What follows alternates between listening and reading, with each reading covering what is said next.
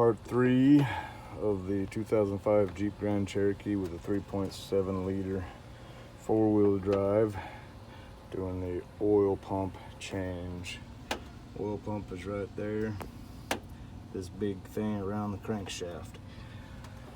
Today we start out by draining the oil.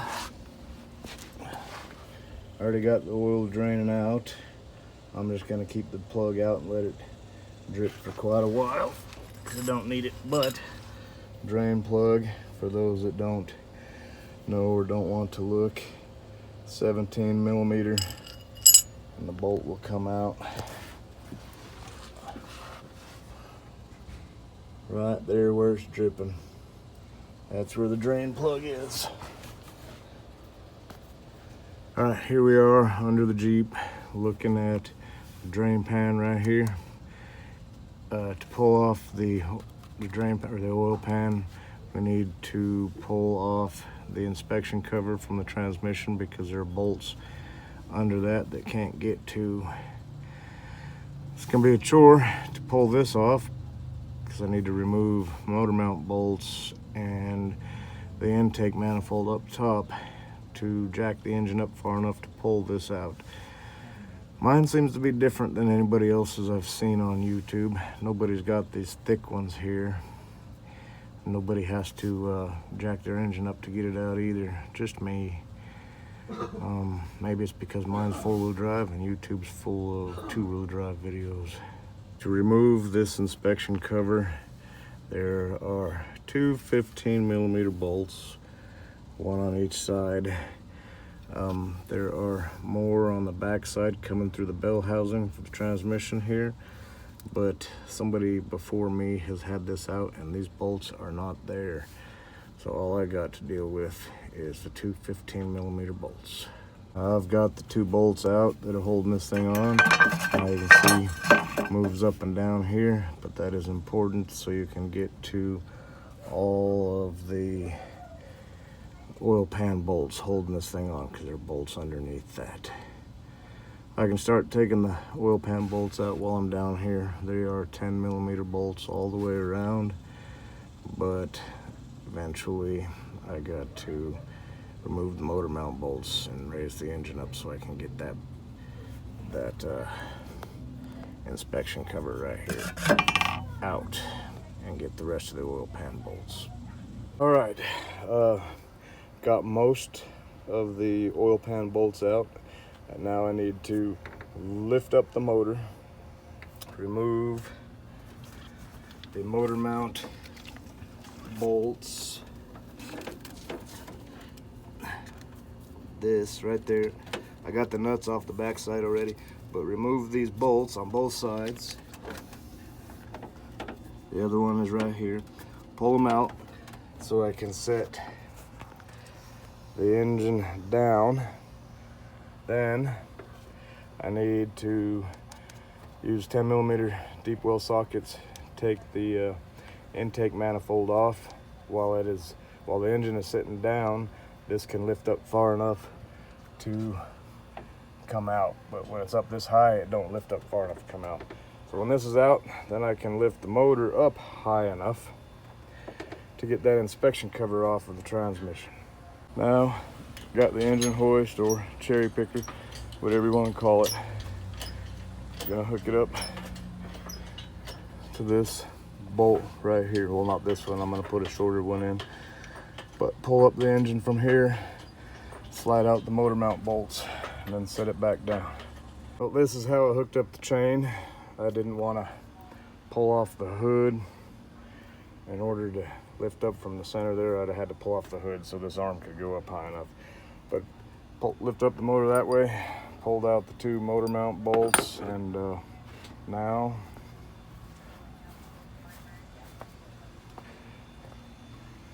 removing the bolts on the intake manifold here so intake manifold can come out of the way. Take these out, like I said before, these are 10 millimeter deep well socket. You could not do it except for this one. It's the only one. Don't need a deep well socket. Every other one needs to be deep. Now when you take these out, they don't come out all the way. They are held in by little rubber O-rings. So don't pull them out. Just leave them right where they are. When they're out, they look like this, loose, easy to move around. I forgot to show you all how to take off the throttle and cruise control cables, but I'm sure you can figure it out. The cruise control cable, which is this one, it attaches right back here, but pull it this way, it will unhook. And the throttle cable, which is this one, it's wrapped around inside here.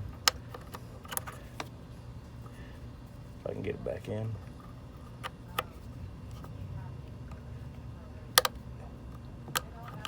Anyway, there, it's in there. Just pull this back, and when it is pulled back, it'll line up and you can slide it out just like that. But unhook any other hoses on the other side you find attached to it, and then this thing will be able to lift out of here after I remove this chain out of the way. All right, intake manifold's off. Now just got to lift the engine back up so I can crawl underneath and slide out or finagle out that inspection cover. All right, got that inspection cover off. Had to lift up the engine and push it through here, but I know you can't really see, but the oil pan is hanging down here now. It is loose. It is all but ready to fall out of here. But the purpose for taking the oil pan off is right here and one over there. Those two bolts are holding on the oil pump tube. This is what sucks the oil into the oil pump. You take these two bolts out and one bolt on the bottom of the oil pump so that can remove the oil pump. All right, here we go. We got the pickup tube off, sitting down here on the ground right there. Now go up and take off the oil pump. I'll show you how that's done. I got my lovely camera assistant right here to hold the camera so that we can see this oil pump coming off. It's already recording.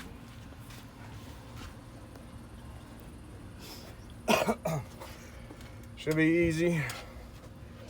It's just this big ugly thing sitting right here on the back side of the crankshaft. Just grab a hold of it, wiggle it. Maybe need two hands. You do it. And you can pull it out.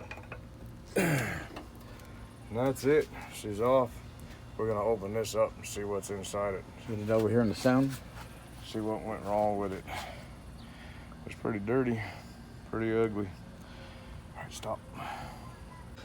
All right, just finished pulling out the last couple screws on the back of this pump. We'll take this cover off and see what went on inside. I could only imagine what it looks like.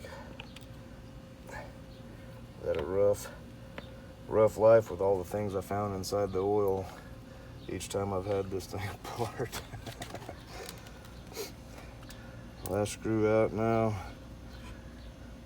Pull cover off.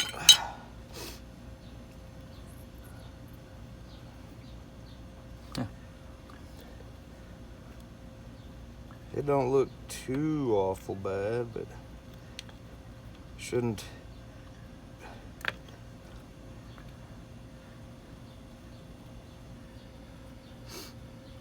Not so bad, but this one.